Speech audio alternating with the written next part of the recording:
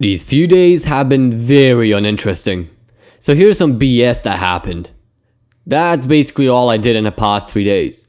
I had to fix my friend's bike again, and I haven't turned my bike over in about 2 to 3 weeks, cause it's practically at the end of its life. But I have to take it for a ride today, or someday. Enjoy. Vegeta has spoken with Whis on becoming a destroyer, and has decided he will take that mantle. Once Daishinkan was okay with the idea, he began preparations to get a new Supreme Kai and Destroyer into Universe 7. Zamasu was chosen to be the Universe 7 Kaioshin, and Vegeta underwent some Destroyer training with Toppo, becoming friends with him. Once Vegeta became a full Destroyer, he began doing his job to the best of his ability. Frieza Force even went on Earth in hopes of reviving Frieza, but that didn't work out, and now Vegeta has a plan for that. What might his plan be? My name's Michael from Vegeta T23, and welcome to What If Vegeta Got Immortality Part 5. Sit back and enjoy the intro. 11 o'clock, who's ringing my phone? I'm just cool, laid back like Nina Simone. And that's fresh.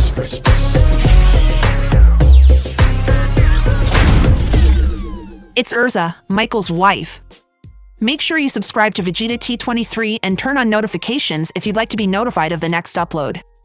If you wish to get the notification the second the video is out, join the T23 Discord server. The folks are friendly and you can meet your favorite Saiyid King.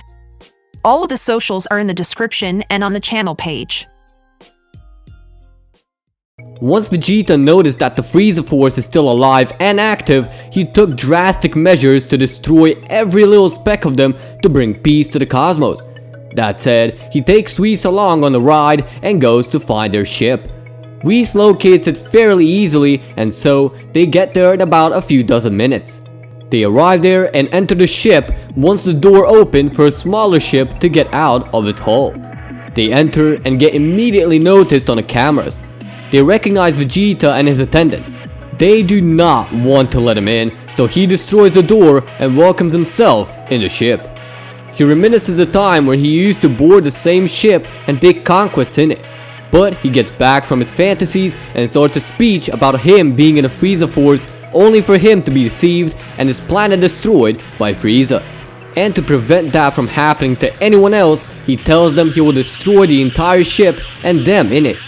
When they began laughing, Vegeta explodes the ship in one quick motion and then shoots a Hakai blast at them all, while they're withering out in a vacuum of space. That done, he then goes home with his pride back. He tells Whis that he always wanted to control the universe like Frieza, but this is even better. It's been quite a while and Vegeta has been doing quite well as a destroyer. So much so that Whis has been flexing to his father and his siblings about Vegeta's recent performances. Daishinkan saw that the mortal level of their universe has spiked significantly and that Vegeta does indeed do a great job of keeping to his word, but they won't know how long for. In the meantime, Vegeta is chilling at home, but at Capsule Corp as him and his family were having a good time. Goku also came along with Goten, and Gohan came with Baby Pan and Videl. They had a nice feast and a party for Vegeta's sudden promotion to a destroyer, and even Zamasu was there to witness it. Zamasu very much liked the food on Earth and was interested in some of the Earth's brews. So he had a couple of teas and now his view of mortals has completely changed. He saw that mortals can produce such very well brewed tea that he grew to like Earthlings. Whis was just munching on every type of food and liked pretty much every single one of the meals. Bulma was happy that Whis enjoyed all of those meals, but no peace lasts. As they're all having a good time, something crashes right outside where they were eating. They see some kind of ship, and upon closer examination, Vegeta notices that it's a time machine that Trunks used all the way back. Whis isn't too happy with the sudden discovery, so he says so. Vegeta doesn't know, so he will keep it brief. Vegeta and Goku go to check in on the ship and see that it's indeed Trunks in there and he's all battered up. They set him on the benches and wait for him to grab a bit of consciousness. Vegeta tells Goku to grab a senzu bean and Goku flies there to get it. In the meantime, Trunks gains a bit of consciousness and is muttering something, but can't speak up much. It's only when Goku fed him a senzu and Trunks awakened that he could see everything. He sees the gang and starts crying from joy that he has actually succeeded in going back into the past. He looks around and sees that everyone is in check and that his father has some new clothes and a weird angel dude beside him. After he came back to his senses and the whole scene went depressing again, he began talking. So basically, I have defeated the androids, and Cell for that matter, and even this thing called Majin Buu. But something went south with the Dragon Balls, and now there's 7 evil dragons scattered about, and also destroying the planet. Apparently it's from using the Dragon Balls too much, and now it has resonated on Earth as a whole. In a short time, one of them absorbed all the Dragon Balls, and now is rampaging all around the world. Goku is our last line of defense there. Vegeta, my father, is long gone. I even grew a tail to try and surpass into Super Saiyan 4. This rant went for quite a while, and to skip a bit forward, it's the Omega Shenron, and now he's basically a tyrant of Earth. However, this timeline is a bit different. Vegeta is dead, and they built a time machine in hopes of Trunks getting more powerful to withstand Omega Shenron, and even defeat him. To Vegeta, all that sounded good, but Whis chimed in, saying that time travel is strictly against the rules and any time manipulation is very much punishable by the gods. Trunks isn't aware of that, neither is anyone else. Even to Vegeta it was a novelty. Getting in on it further, Whis and Zamasu explained that only Kaioshin are able to go into the future and in our past using something called the time rings, and they only shall be used to look into about 1,000 years, without changing anything in that timeline, as it's only meant to go in one direction. That said, Vegeta says that they can just train Trunks and get it over with, to which Whis is quite skeptical, but he entrusts the process to Vegeta, seeing that he turned the entire universe into something majestic already, so why not give him a chance of trusting him this time as well. And so, they began their training, and Vegeta was the one to train his son. They both went into the time chamber, which was upgraded by Kami, and they go in and train up for a full year. To recap some of the training, Vegeta teaches Trunks ki control, which allows him to go into Super Saiyan God with a bit more training. Trunks also displays Super Saiyan 4 and then amazes Vegeta, wanting to learn it too.